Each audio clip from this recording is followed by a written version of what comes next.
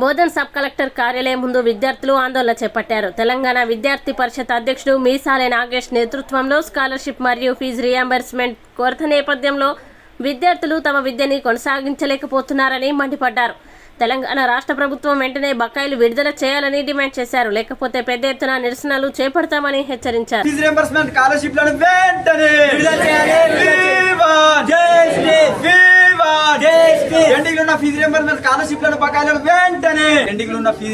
Scholarship బకాయిలు విడుదల చేయాలని సబ్ కలెక్టర్ గారికి మెమోరాండం ఇవ్వడం జరిగింది.